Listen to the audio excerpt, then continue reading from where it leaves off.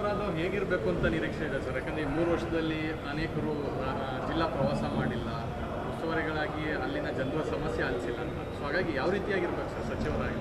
ಅವರು ಕಾಂಗ್ರೆಸ್ ಯಾವ ಸರ್ಕಾರ ಯಾವ ಪಕ್ಷ ಇರ್ತದೆ ಅವರು ಮೌಲ್ಯಮಾಪನ ಮಾಡಬೇಕು.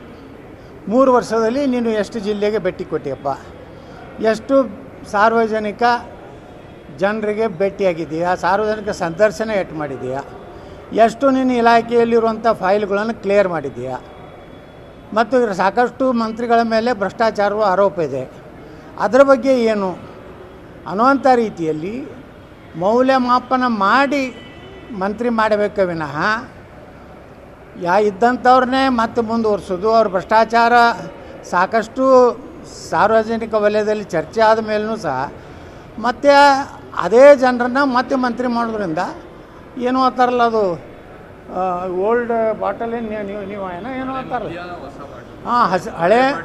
ಹಳೆ ಬಾಟ್ಲು ಹೊಸ ಮದ್ಯ ಆದಂಗೆ ಆಗ್ತದೆ. ಅದರಿಂದ ಏನು ಲಾಭ ಆಗೋದಿಲ್ಲ. ಈಗ 3 ವರ್ಷದಾಗ ನಾವು ನೋಡಿದ್ದೀವಿ ಮಂತ್ರಿಗಳು ಯಾರ್ಯಾರು ಸಾಮರ್ಥ್ಯ ಅನ್ನೋದು ಸಾಕಷ್ಟು ನಿಮ್ಮ ಮಾಧ್ಯಮದಲ್ಲಿಯೂ ಸಹ ಚರ್ಚೆ ಆಗಿದೆ. ನಿಜವಾಗಿಯೂ ಒಳ್ಳೆಯ ಸರ್ಕಾರ ಕೊಡಬೇಕಾದ್ರೆ ಒಳ್ಳೆಯ ಮಂತ್ರಿಗಳನ್ನು ಆಯ್ಕೆ ಮಾಡ್ಕೋಬೇಕು.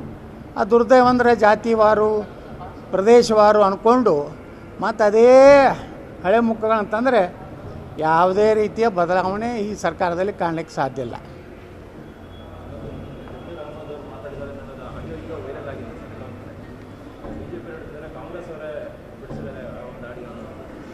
ಸಹಜವಾಗಿ ನೋಡಿರಿ, ಕಾಂಗ್ರೆಸ್ನಲ್ಲಿ ಅವ್ರನ್ನ ಮಂತ್ರಿ ಮಾಡಬಾರ್ದು ಅಂತೇಳಿ ಒಂದು ಗುಂಪು ಮೊದಲಿನಿಂದ ಅದು ಪ್ರಯತ್ನ ಇದ್ದೇ ಇತ್ತು. ಯಾಕಂದರೆ ಅವರು ಸ್ವಲ್ಪ ಏನು ಜಮೀರ್ ಅಹ್ಮದ್ ಅವರು ನಮ್ಮ ಸಿದ್ದರಾಮಯ್ಯನವ್ರನ್ನ ಅತ್ಯಂತ ಒಬ್ಬ ಅವರ ಆಜ್ಞಾಧಾರಕರಾಗಿ ಇದ್ದರು ಅನ್ನುವಂಥದ್ದು ಒಂದು ದೊಡ್ಡ ಗಂಭೀರವಾದಂಥ ಆರೋಪ ಇತ್ತು. ಈಗ ಈ ದಾವಣಗೆರೆ ಒಳಗೆ ಸಿಗ್ಬಿದ್ದಾರೆ, ಅಲ್ಲಿ ಅವ್ರನ್ನ ಮುಗಿಸ್ಬೇಕು ಅನ್ನೋಂಥ ತಂತ್ರ ಇನ್ನೊಂದು ಗುಂಪಿಂದ ಇದ್ದೇ ಇದೆ.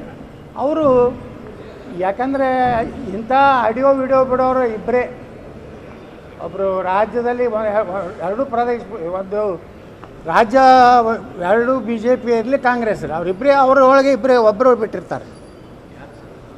ಯಾರು ಒಬ್ಬರು ಬಿಟ್ಟಿರ್ತಾರೆ, ಅದನ್ನು ನೀವು ಪರಿಶೀಲಿಸ್ರಿ, ಗಂಭೀರವಾಗಿ ತೊಗೊಂಡ್ರಿ, ನೀವು ಅರ್ಧ ಗಂಟೆ ವಿಶೇಷ ಕಾರ್ಯಕ್ರಮದಲ್ಲಿ ಬಹಿರಂಗಪಡಿಸಿ.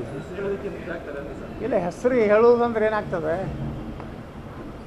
ಅವರು ತಮ್ಮನ್ನು ತಾವು ಇಲ್ಲ ಅನ್ನೋದು ಸಮರ್ಥನೆ ಮಾಡ್ಕೋತಾರೆ.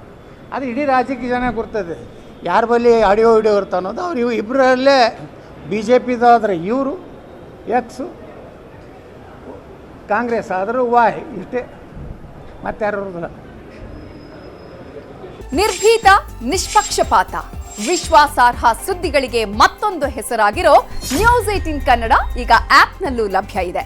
ದಯವಿಟ್ಟು ಇಲ್ಲಿರೋ QR ಕೋಡ್ ಅನ್ನು ಸ್ಕ್ಯಾನ್ ಮಾಡಿಕೊಂಡು ಆಪ್ ಡೌನ್ಲೋಡ್ ಮಾಡೋದಕ್ಕೆ ಮರಿಬೇಡಿ. ನಿಮ್ಮ ಬೆಂಬಲ ಹೀಗೆ ಸದಾ ನಮ್ಮೊಂದಿಗಿರಲಿ. ಧನ್ಯವಾದ.